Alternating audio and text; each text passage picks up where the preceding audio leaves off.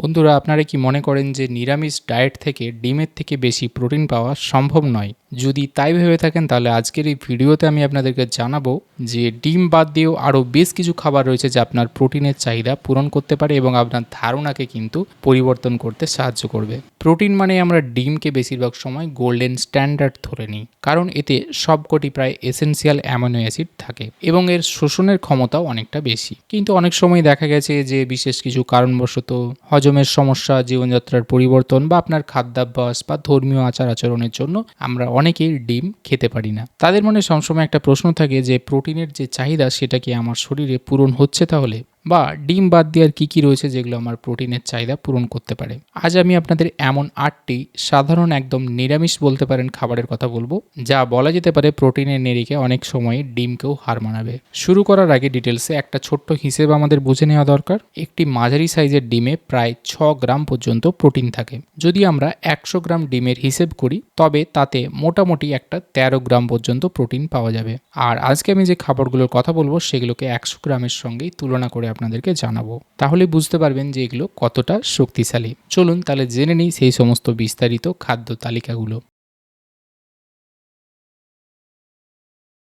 প্রথম আমাদের যে খাবার সেটা হলো সোয়া চাংস, বা যাকে আমরা সয়াবিন বলে থাকি এবং যেটা বড় দানা একটু হিসেবে দেখা যাচ্ছে 100 গ্রাম সোয়া চাংসের মধ্যে প্রায় 52 গ্রাম পর্যন্ত প্রোটিন থাকে। অর্থাৎ হিসেবে দেখা যাচ্ছে ডিমের থেকে প্রায় 4 গুণ বেশি প্রোটিন। এই জন্য সয়াবিনকে নিরামিষ ভোজীদের জন্য প্রোটিনের সেরা সোর্স বলা হয়ে থাকে। কিন্তু ব্যাপারটা কি যে 100 গ্রাম সয়াবিন খাওয়া বেশিরভাগ লোকের পক্ষে সম্ভব নয়, সেটা অনেকটাই পরিমাণ। তবে আপনি যদি একবেলা মোটামুটি 25 থেকে 30 গ্রামের সয়াবিন খান, সেখান থেকেই 12 থেকে 15 গ্রাম প্রায় পর্যন্ত প্রোটিন পাবেন, যা হিসেব করলে দেখা যাবে দুটো ডিমের সমান।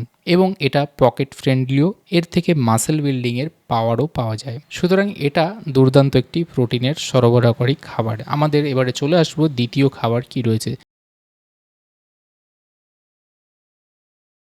সেটা হলো কুমড়োর বীজ, যাকে পামকিন সিডও বলা হয়ে থাকে। এটা বর্তমান সময়ে বাজারে রেডিমেড আপনি পেয়ে যাবেন কিনতে। যদি বাজারে না পান তাহলে অনলাইনে সার্চ করলেও পাবেন।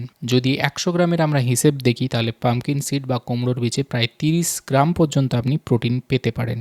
অর্থাৎ ডিমের থেকে প্রায় 2 থেকে 3 গুণ বেশি প্রোটিন আপনি পাবেন। তবে কুমড়োর বীজের মধ্যে শুধু প্রোটিন নয়, এর মধ্যে ম্যাগনেসিয়াম এবং জিঙ্কের মতো গুরুত্বপূর্ণ খনিজ রয়েছে। আপনি যদি দিনে মাত্র 2 টেবিল চা চামচ কুমড়োর বীজ খেতে পারেন তবে আপনি একটি পুরো ডিমের সমান কিন্তু প্রোটিন নিতে পারবেন এবং তার সঙ্গে সঙ্গে প্রচুর মাইক্রোনিউট্রিয়েন্টসেরও সাপ্লাই পেয়ে যাবেন। এবারে চলে আসছি আমাদের তৃতীয় খাবার, সেটা হলো চীনাবাদাম অর্থাৎ পিনাটস।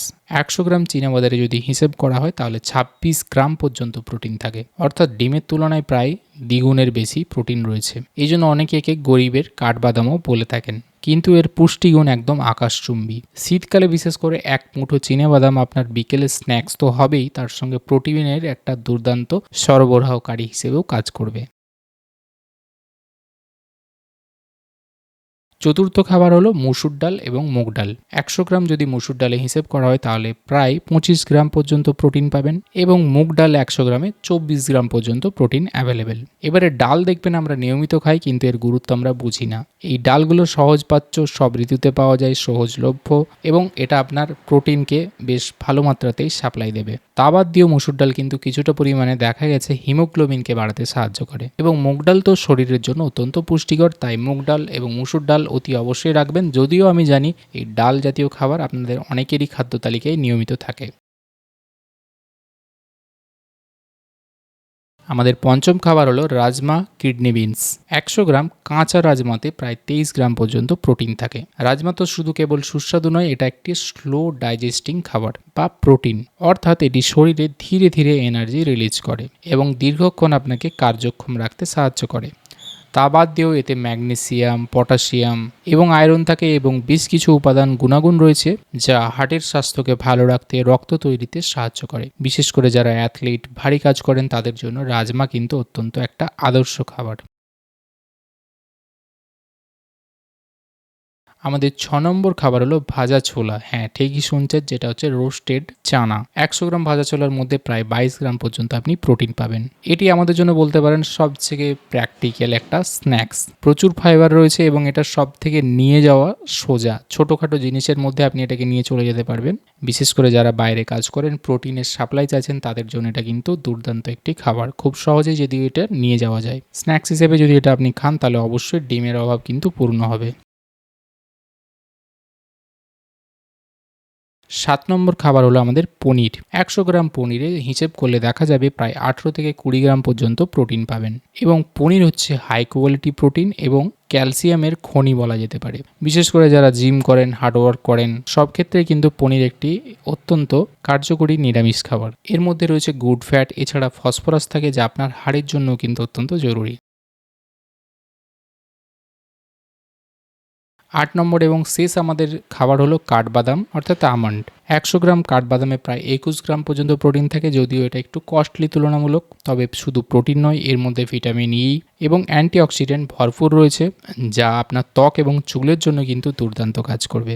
অনেকের মধ্যে কিছু ভুল ধারণা রয়েছে যে নিরামিষ প্রোটিন হলো ইনকমপ্লিট প্রোটিন বা এর থেকে আপনি সঠিক গুণাগুণ পাবেন না। তবে এই ভুল ধারণা আমি আপনাদের ভাঙতে চাই। প্রথম হচ্ছে ইনকমপ্লিট প্রোটিন বা অনেকে বলেন যেটা অসম্পূর্ণ প্রোটিন, কিন্তু সত্যিটা হলো আপনি যদি সঠিক খাবারের কম্বিনেশন ঠিক করেন, যেমন ধরুন ডাল আর ভাত একসঙ্গে খাওয়া, তাহলে সেক্ষেত্রে শরীরের সবকটি অ্যামাইনো অ্যাসিড আপনি পেতে পারেন। দ্বিতীয়ত হচ্ছে পেশি গঠন। অনেকে মনে করেন যে মাসেল বিল্ড করতে গেলে ডিমই একমাত্র সব থেকে গুরুত্বপূর্ণ উপাদান, ডিম ছাড়া সেটা হবে না। কিন্তু দেখা গেছে যে ডিম বাদ দিয়েও ডাল, পনির আর সোয়াবিন খেয়েও অনেকেই চমৎকার শরীর স্বাস্থ্য বজায় রাখতে পারছেন। হজম এবং শোষণের ক্ষেত্রে অনেকের একটা ধারণা রয়েছে যে নিরামিষ প্রোটিন হজম হতে দেরি হয়, শোষণ হতে দেরি হয় বা কম হয়। এটাও ভুল। বিশেষ করে আমাদের যে সমস্ত খাবারগুলো রেগুলার আমরা খাই, যেমন ডাল, চানা, পনির, ভাজা ছোলা, এগুলো খুব সহজেই হজম হতে পারে এবং শরীরও খুব সহজে এর থেকে পুষ্টিগুণগুলোকে নিতে পারে। প্রোটিনের মতো কিন্তু ক্যালসিয়ামও অত্যন্ত গুরুত্বপূর্ণ। অনেকে মনে করেন কেবল দুধ থেকেই ক্যালসিয়াম পাওয়া যায়, কিন্তু এমন অনেক খাবার রয়েছে যেগুলো দুধের থেকেও বেশ ভালো মাত্রাতে বেশি ক্যালসিয়াম পাওয়া যায়। তার জন্য আমার চ্যানেলে যে ভিডিওগুলো রয়েছে সেগুলো অতি অবশ্যই দেখতে পারেন এগুলো জানার জন্য। তাহলে বন্ধুরা, সহজভাবে বলা যেতে পারে যারা নিরামিষাশী রয়েছেন বা যারা ডিম খান না, তাদেরকে প্রোটিন নিয়ে চিন্তা করার দরকার নেই। সঠিক তথ্য জানলে এবং সঠিক ডায়েট চার্ট যদি আপনি মেনে চলেন, তাহলে ডিমের থেকেও শক্তিশালী আপনি প্রোটিনের সাপ্লিমেন্টগুলো কোথা থেকে পাচ্ছেন সেগুলো অবশ্যই জেনে গেলেন। আশা করি আজকের ভিডিওটি আপনাদের ভালো লেগে থাকবে এবং উপকারে আসবে। ভিডিওটি ভালো লেগে থাকলে এবং উপকারে আসলে অবশ্যই লাইক করবেন, কমেন্ট করবেন এবং অবশ্যই আপনাদের মতামত জানাবেন, থটসগুলো জানাবেন যে কী কী খাবার আপনারা অলরেডি খাচ্ছেন প্রোটিনের চাহিদা পূরণ করার জন্য, এবং বন্ধুবান্ধবদের মধ্যে অবশ্যই শেয়ার করবেন। দেখা হবে পরে আবার এরকম একটি ভিডিওতে। ততদিন ভালো থাকবেন, সুস্থ থাকবেন। ধন্যবাদ।